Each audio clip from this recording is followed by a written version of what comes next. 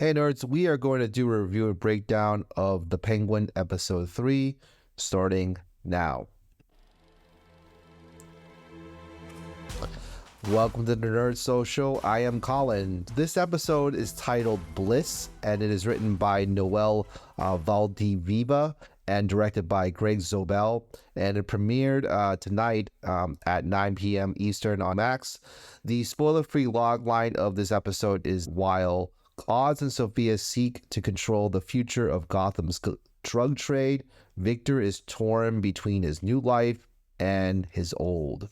So my spoiler-free thoughts on this episode is that it is the best episode so far, and last week actually was a 10 rating for me, so this probably gives you a prediction about what my rating is going to be. I think that you really care about the characters, especially Vic in this one, and he's like a Miles Morales gone bad, and you'll get to see that when you see the episode.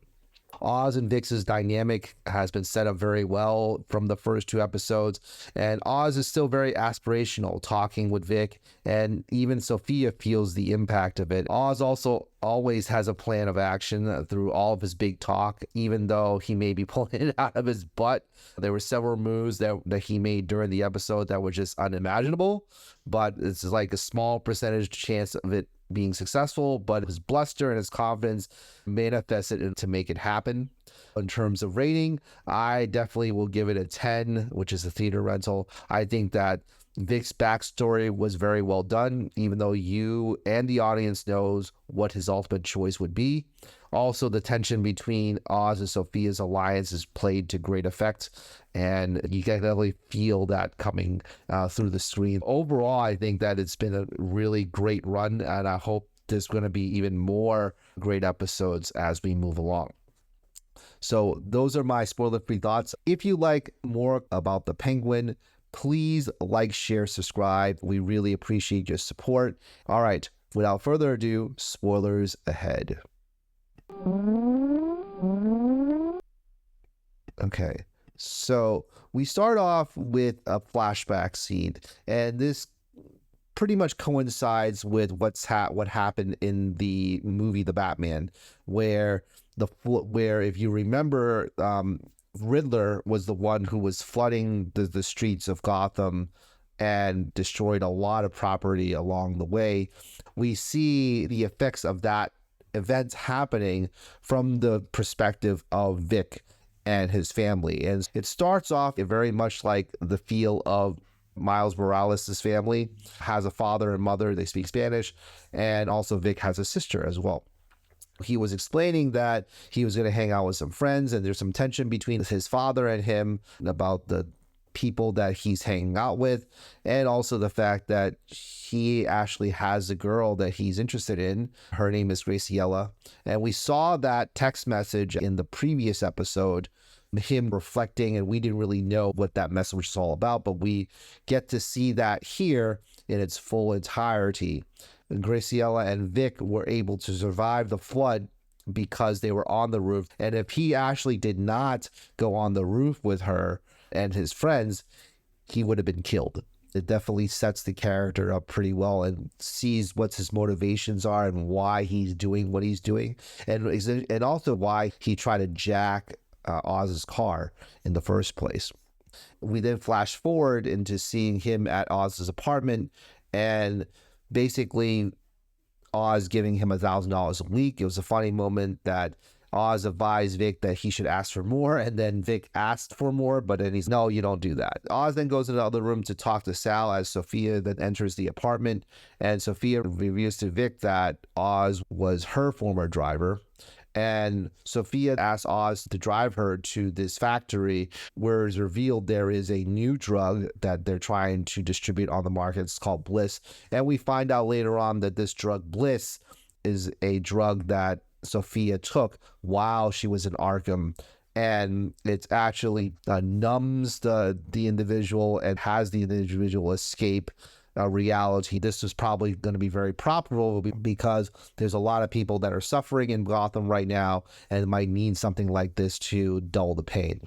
While this is happening, Vic invites Graciela to Oz's apartment, Vic reveals the truth about his gangster life, but promises Graciela that he would leave it all behind and go to California with her. But we know as an audience, he's not going to go anywhere. And we also get Johnny Vitti, where he again threatens Sofia to go to Italy, or else something bad's going to happen to her.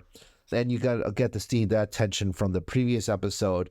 And Johnny, without knowing the fact that Oz has incriminating evidence on him regarding sleeping with Luca's wife. We then get to see that Oz has a plan to make the triads the distributors of Bliss, but his only connection is actually with one of the underbosses, and we see him here, each of them one-upping each other in terms of making promises. And this is where I was talking about in the spoiler-free review, that Oz is just really talking up his butt and trying to make assurances, even though he doesn't have those assurances yet. But in the criminal underworld, you really have to just say stuff and then just keep moving forward and make sure that you deliver by whatever means necessary. It's almost like a poker game between the two. They're both not showing their hand. They're both hinting that they have what they have, but they really don't behind the scenes. And there was a line of Oz that said, "A coup? What are you reading? Books or something?" Now, what we're going for is more of a corporate restructure, which I thought was really funny. While this is happening, Vic got stopped by a police officer, but he was able to bribe him with the $1,000 that he got from Oz earlier in the day by just saying that, "I don't know what you're talking about. I don't have any money," which I thought was a really great line, and it really showed the mettle of Vic not panicking in that moment, not trying to overthink, but being smooth about it. So I think that he's learning and he's growing as a gangster. We then get to see this very pivotal scene where Vic and Oz goes to this French restaurant. And the first scene that was very telling was Oz telling Vic, "Hey, take your time. If you're a stutter, don't let other people stop you from saying what you need to say." And I think that was a very important mentorship moment where Oz is trying to tell him, you got to be confident about yourself. You got to be able to stand up for yourself and be assertive at certain moments in time. And before this scene, Vic was retelling the story of how he got out of being arrested by the police officers. So Oz was very amused by that and sees that he is growing as a number two. The second scene that was very poignant was when Oz toasted Vic's father. And you get to see a lot of the humanity of him, and you get to understand why he feels the way he feels. Obviously, Oz does not want to live in poverty. And obviously, Vic does not want to live in poverty. But this is the means in which they're able to get out of that poverty, and they don't see it any other way. It's in some ways Goodfellas, where Vic is playing the young Henry Hill, and Oz is playing Jimmy Conway, where they're both working together to advance in the world. And the third scene that we see is Oz kept looking at the table that was across from them and seeing Tina there. And at first, I didn't know who that was, but then I was like, oh, okay, that's Tina. That is Luca's wife. And he then tried to ask her a favor, which was basically to blackmail Johnny V in bed with her. And we get to see a lot of the tension between Johnny and Oz almost trying to kill him, shoving a phone down his throat. And it was really brutal, but that's part of the life that you live. This is a scene where Sofia and Oz meets the Dailo. His name is Zhao. The Dailo in Chinese is the big triad boss. And they meet him at his club and try to test Bliss on the people in the club. Sofia hints that Oz ratted her out and then was sent to Arkham because of him. Oz, in this case, doesn't want to relive the past. Sofia was able to talk about the escapism of Bliss and all the people that are in the club. They are trying to escape from all the trauma that happened in their lives so far in Gotham.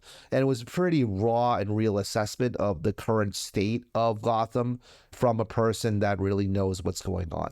We also see that Vic is, again, triggered by the club lights and is reliving some of the trauma of his family's death from the flood. He goes to the bathroom, and Oz walks in very happy as he was able to get the deal with the triads done. This is where Vic tries to get out of the situation and try to reveal that he wants to go away. Oz is taken aback by that. He felt that he's being betrayed. He felt that he's taken his money, but he eventually lets him go. It really hit Oz in the heart that Vic was going to leave him at this pinnacle of his success right now.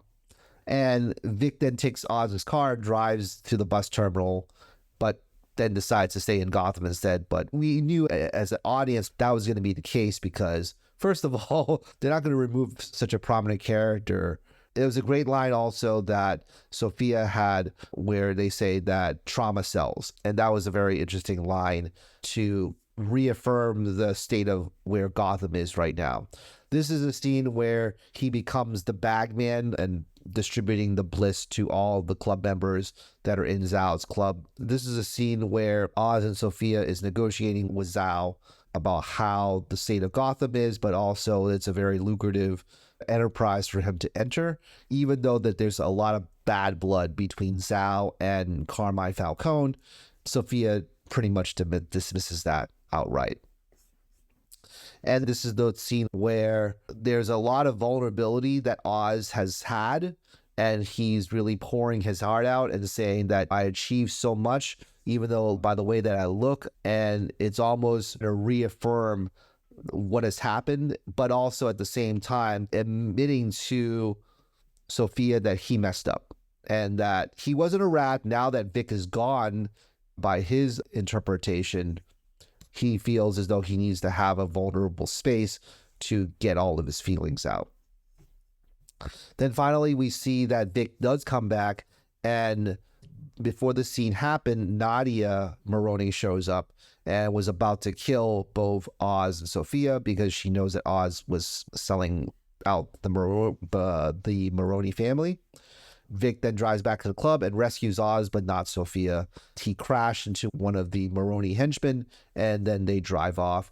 And that was pretty much the end of the episode, which is pretty interesting because it leaves what's going to happen with certain people, Nadia Maroney, Sofia Falcone, and now the revelation that Sofia now knows that Oz was selling her out as well. So it's pretty interesting. I don't know how episode 4 is going to begin, but it definitely leaves you in suspense, and we'll see what happens with episode 4 coming up next week. So there are my thoughts of episode 3 of The Penguin. We would like to hear what you have to say about this episode and about The Penguin overall. Please like, share, subscribe for more content like this, and we will see you in the next one. All right, take care, everybody.